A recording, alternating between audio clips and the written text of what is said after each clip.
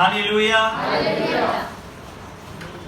आज मैं आपको एक विशेष बात बताने जा रहा हूँ। सभी लोग विश्वास के बारे में जानते हैं, क्योंकि विश्वास जो है वो मसीह जीवन की बहुत बड़ी नींव है। ध्यान से सुनिएगा, विश्वास जो है वो मसीह जीवन की सबसे बड़ी नींव है। यदि आप मसीह जीवन में आते हैं, मसीह के करीब आते हैं और आपके जीवन में विश्वास नहीं होता है, तो हम कहते हैं आप मसीह नहीं हैं। विश्वास मसीह जीवन में वो पहल है जो आपको मजबूत करती है।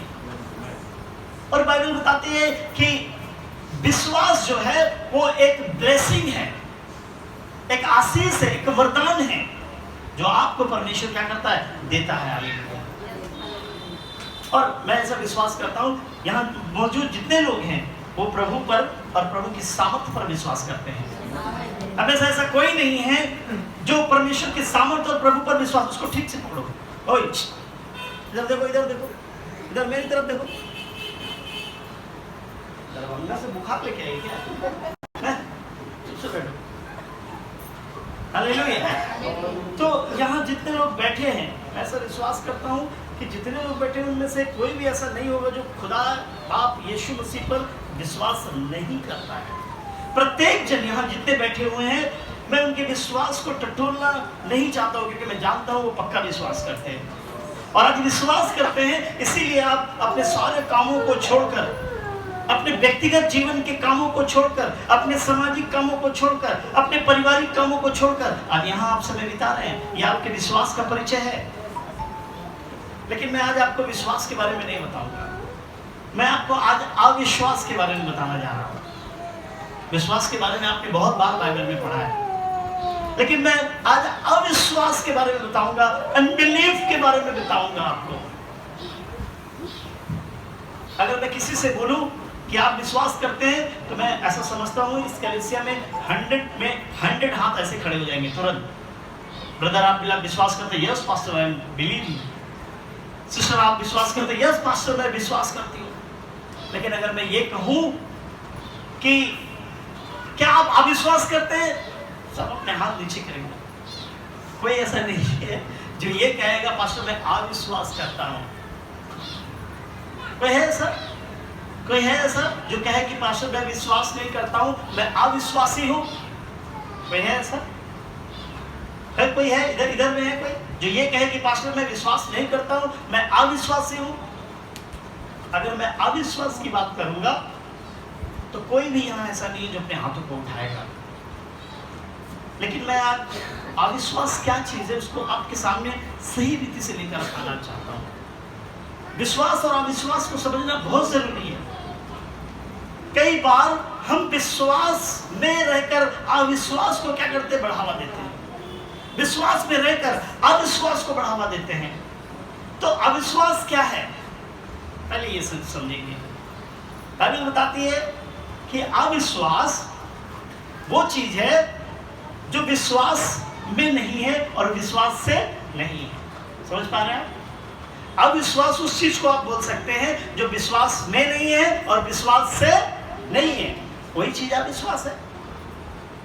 और अगर इसको और हम खोलें और इसको हम बड़ा करें, तो बाइबल बताती है अविश्वास का मतलब है यदि एक विश्वासी प्रार्थना नहीं करता है तो वो अविश्वासी है, उसके अंदर अविश्वास काम कर रहा है।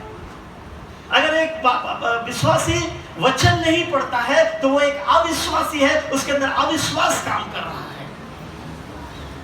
यदि एक विश्वासी रेगुलर कलीसिया नहीं जाता है, इसका मतलब उसके अंदर वो अविश्वास आकर बस गया है और कुछ ही दिनों में वो अविश्वासी बन जाएगा, वो अन्य जाति बनने वाला है। अविश्वास जो है उस चीज को दर्शाता है जब हम परमेश्वर के वचन पर संदेह करते हैं, ये होगा कि नहीं होगा। पास्टर बोलता है ब्रदर परमेश्वर के वचन में ऐसा लिखा हुआ है, ब्रदर ये आपके जीवन में होगा। आपने सुना और उस पर यकीन नहीं किया, आपने प्रार्थना किया उस पर यकीन नहीं किया, और ये आपके अविश्वास को दर्शाता है। जब हम वचन की गंभीरता और उसके आशीषों को सुनिश्चित नहीं समझ पाते हैं, तो बाइबल कहती है ये मेरे जीवन में अविश्वास का काम करता है। वचन पर संदेह करना, प्रार्थना नहीं करना, बाइबल को ना पढ़ना, कलीसिया से डूब मारना, कलीसिया से कटक होना, ये आपके अविश्वास का चिन्ह है आपके अंदर कि वो आ चुका है और आने वाले दिन में आपको ये अविश्वास अविश्वासी बना देगा और आप अन्य जाति हो जाएंगे। तो बाइबल बताती है कि अविश्वास का मतलब है पास्टर पे संदेह करना। कई बार हम क्या करते हैं, पास्टर को एज ए ह्यूमन बीइंग समझते हैं, पास्टर को समझते हैं एज ए कॉमन मैन, और उसकी बातों को हम क्या करते हैं, उतना वैल्यूबल नहीं समझते, उतना विशेष नहीं समझते। हम सोचते कि एक इंसान ही तो बोल रहा है, लेकिन याद रखिए कि आपके सामने जो व्यक्ति खड़ा है वो बोल रहा है, वो अपनी ओर से नहीं बोल रहा है, वो परमेश्वर की ओर से चुना हुआ व्यक्ति है और वो परमेश्वर की आत्मा में बोल रहा है आपसे। और यदि आप अपने पास्टर की बातों पर संदेह मात्र भी करते हैं तो इसके मतलब आपके अंदर अविश्वास काम कर रहा है। अविश्वास क्या है? प्रभु की सामर्थ्य पर विश्वास ना करना, यह अविश्वास है। प्रभु के लिखे हुए वचनों पर विश्वास न करना, प्रभु की उस आशा पर जो उसने हमसे कही है कि मैं आऊंगा और तुमको ले जाऊंगा। हम आज मसीह इसी आशा में तो जीवित हैं और इसी आशा में प्रार्थना कर रहे हैं कि प्रभु यीशु मसीह एक दिन आएगा और हम सारे विश्वासियों को अपने साथ लेकर जाएगा। लेकिन बाइबल कहती है अगर हम इस आशा का इनकार करते हैं, यदि हम इस आशा पर विश्वास नहीं करते हैं, इसका मतलब हम क्या है? अविश्वासी हैं। हमारे अंदर अविश्वास काम कर रहा है और एक दिन ये अविश्वास हमें अविश्वासी बनाएगा और अन्य जातियों के समान कर देगा। अविश्वास एक ऐसी चीज है जो शैतान की ओर से आपके जीवन में धीरे से आती है। उसको कहीं से इनपुट नहीं करना पड़ता, टेकअप नहीं करना पड़ता है। अविश्वास एक ऐसी चीज है जिसको कहीं से रिसीव नहीं करना पड़ता, खरीदना नहीं पड़ता। वो शैतान की ओर से किया हुआ एक ऐसा क्रिया है, एक ऐसा जाल है जिसमें आप धीरे धीरे धीरे धीरे धीरे धीरे फंसते हैं। एक तो वो बहेलिया होता है जो दाना डालता है और एक ही बार में पक्षियों को पकड़ लेता है, लेकिन ये अविश्वास जो है वो शैतान की ओर से बनाया हुआ एक ऐसा जाल है जिसमें आप एक बार में नहीं फंसते हैं, आप धीरे धीरे धीरे धीरे फंसते हैं और ये अविश्वास एक दिन आपको क्या करता है? अविश्वासी बना देता है, अन्य जाति बना देता है और आप प्रभु से दूर हो जाते हैं। और कई बार अविश्वास के बढ़ने के कारण ही लोग क्या करते हैं? आशीषों से वंचित रह जाते हैं। अविश्वास, बाइबल को जब हम पढ़ते हैं अविश्वास के बारे में तो बाइबल कहते हैं ये एक प्रकार का पाप है। ये अविश्वास जो है वो एक प्रकार का पाप है और इस पाप के लिए परमेश्वर आपको दंडित करेगा।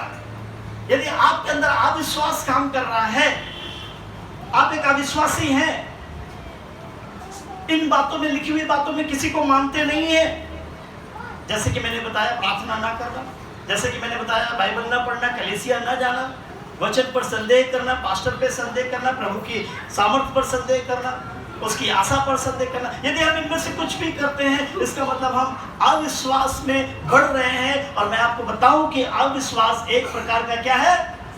पाप है। क्या है? पाप है। और बाइबल बताते हैं परमेश्वर इस पाप के लिए निश्चय हमें और आपको क्या करेगा? दंडित करेगा। जब आप रेवलेशन की किताब पढ़ते हैं, यानी कि प्रकाशित वाक्य को पढ़ते हैं, उसके 21वें अध्याय और उसके 8वें पद में मैं आपको लेकर जाना चाहता हूं। वहां पे इस तरह लिखा हुआ है, परंतु हाँ, डरपोकों, ध्यान से आप इस वचन को बड़ी स्थिरता के साथ पढ़िए। क्या लिखा हुआ? पढ़िए। परंतु डरपोकों और अविश्वासियों और अविश्वासियों और घिनौनों और हत्यारों और व्यभिचारियों और टोनहा करने वाले और मूर्ति पूजकों और मूर्ति पूजा करने वाले और सब झूठों का भाग और तमाम प्रकार के झूठ के बोलने वाले और झूठ के गढ़ने वाले उस झील में मिलेगा। उनका भाग, उनका जीवन उस झील में मिलेगा, उस नरक की झील में मिलेगा जो आग और गंधक से जलती है, जो आग और गंधक से जलती रहती है। और बाइबल बताती है कि यह दूसरी मृत्यु है। हालेलुया। आप इसको पढ़ेंगे तो देखिए वहां पहले ही लिख दिया है, डरपोक और अविश्वासी पहले लिखा हुआ है ना, उसको मार्क कर लीजिए। मैं चाहता हूं आप आज के लिए उस विषय को मार्क कर लीजिए। वहां पे लिखा हुआ है अविश्वासी। ये जो अविश्वासी जन, जो अविश्वास करते हैं, अविश्वास में धीरे धीरे ग्रोथ कर रहे हैं, अविश्वास में धीरे धीरे बढ़ रहे हैं, बाइबल कहती है इनको उस नरक की आग में जलना पड़ेगा। क्योंकि अविश्वास, अनबिलीव इज अ सिन, ये एक पाप है और इस पाप के लिए आपको दंड का भागीदार होना पड़ेगा। और ये दंड क्या रहेगा कि परमेश्वर अविश्वास के बढ़ने के कारण, अविश्वासी होने के कारण आपको उस नरक की आग में डाल देगा, जो गंधक और झील से हर समय, गंधक और आग से क्या है, हमेशा जलती रहती है। और बाइबल कहती है आपको दूसरी मृत्यु का स्वाद चखना पड़ेगा। आपको शरीर में एक बार मृत्यु होगी, एक बार आत्मिक मृत्यु को भी आपको चखना पड़ेगा। आत्मिक मृत्यु का मतलब आत्मा मर गई और सब कुछ खत्म, ऐसा नहीं। शरीर मर जाता है 2 मिनट में, सब कुछ खत्म हो जाता है, लेकिन आत्मा ऐसे नहीं मरती है। आत्मा को अनंत काल के लिए क्या कर देता है, परमेश्वर पनिशमेंट दे देता है। और ये पनिशमेंट क्या होती है, उसको अनंत काल के लिए, कोई टाइम नहीं है कि कब आपको परमेश्वर छोड़ेगा। अनंत काल के लिए आप पर दया नहीं की जाएगी। अनंत काल के लिए प्रतिदिन आपको शरीर दिया जाएगा और वो शरीर आग में जलाया जाएगा, और उस आग में जो कीड़े होंगे वो आपको नोचेंगे और आपको साथ ताड़ना किया जाएगा, और आप प्रतिदिन दर्द और तकलीफ का सामना करेंगे। और ये इंडेफिनिट टाइम के लिए होगा, अनंत काल के लिए होगा। इसकी कोई भी अवधि नहीं परमेश्वर ने तय की है। और ये है दूसरी मृत्यु, जो कि आपको नरक की आग में डालकर, गंधक और आग की उस झील में डालकर परमेश्वर करेगा। क्योंकि हमने पाप किया है, और हमारा ये पाप इस क्या है पता है, कि हमने अविश्वास को अपने जीवन में जन्म दिया है। अविश्वास का मतलब सिर्फ ये नहीं होता है कि हम यीशु पे विश्वास नहीं करते हैं, वो भी एक अविश्वास है। जो नहीं जानते वो नहीं करते हैं, जो यीशु को नहीं जानते वो यीशु पर विश्वास नहीं करते हैं। लेकिन कई बार विश्वासी भी क्या होते हैं, अविश्वासी होते हैं। बाइबल कहती है जो नहीं जानते हैं उनके लिए दंड की आज्ञा नहीं है, पर जो व्यवस्था को जानकर गड़बड़ी करते हैं उनके लिए भारी दंड है, उनके लिए भारी दंड है। तो मैं ऐसा समझता हूं कि ये जो अविश्वास का दंड है वो उन अविश्वासियों के लिए नहीं है जो यीशु को नहीं जानते हैं या यीशु पे विश्वास नहीं करते। मुझे ऐसा लगता है कि परमेश्वर ने हम मसीहियों को, जो हम अविश्वास में कभी कभी बढ़ते, परमेश्वर हम मसीहियों को ये एक सूचना दे रहा है, सचेत कर रहा है, आगाह कर रहा है कि हम ऐसा ना करें। Hallelujah, hallelujah. हमें पुराने नियम में हमने देखा, जब आप पुराना नियम पढ़ते हैं, मूसा अपने लोगों के साथ में मिस्र से निकला। तमाम इस्राएलियों को जो 400 साल से बंधुआई में थे, वहाँ ईंट का काम कर रहे थे, ईंट बनाने का काम कर रहे थे, उनको 24 घंटों एज अ स्लेव्स, एक गुलाम की तरह उनके साथ ट्रीट किया जा रहा था। उन्होंने परमेश्वर को दुहाई दी और 400 साल बाद खुदा ने उनकी क्या की, दुहाई सुनी और मूसा को उन्हें छुड़ाने के लिए भेजा। और जब मूसा उनको छुड़ाकर लेकर चला, परमेश्वर 40 साल उनको क्या किया, जंगलों में लेकर चला। हालांकि बाइबल बताती है कि मिस्र से कनान देश का मार्ग सिर्फ 3 दिनों का था, सिर्फ 3 दिनों का। लेकिन परमेश्वर उनको इतना भ्रमित किया, इतना भ्रमित किया, इतना भ्रमित किया कि पता है आपको, वो 3 दिन का सफर 40 सालों में तब्दील हो गया। उनको जो आशीष 3 दिन में मिलने वाली थी, उस आशीष को परमेश्वर ने कितने दिन लगा दिए, 40 साल लगा दिए। इसकी एक वजह, बहुत गहरी वजह थी, अविश्वास। अविश्वास इसकी सबसे बड़ी वजह थी। कुड़कुड़ाना, बुड़बुड़ाना इसकी सबसे बड़ी वजह थी। बाइबल बताती है जितने लोग इजरायली मिस्र से निकले, उनमें से सब लोग क्या हुए, उस कनान देश, उस वादे के शहर में, उस प्रॉमिस लैंड में नहीं जा पाए। कारण क्या था, अविश्वास।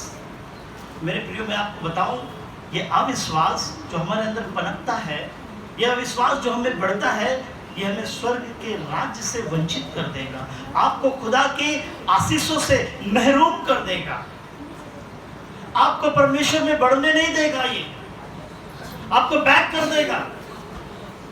और इसके लिए जरूरी है, यदि आप चाहते हैं कि यह अविश्वास आपके अंदर न बढ़े, आराम से बैठिए, आराम से बैठिए, ठीक है, आराम से बैठे रहिए, उससे धीरे से निकल जाएगा। आराम से बैठे रहिए, उसको छेड़िए मत, वो आपको भी नहीं छेड़ेगा शायद, ऐसा लग रहा है। हालेलुया। बात देखिए, कुछ नहीं करेगा, वो कुछ नहीं करेगा।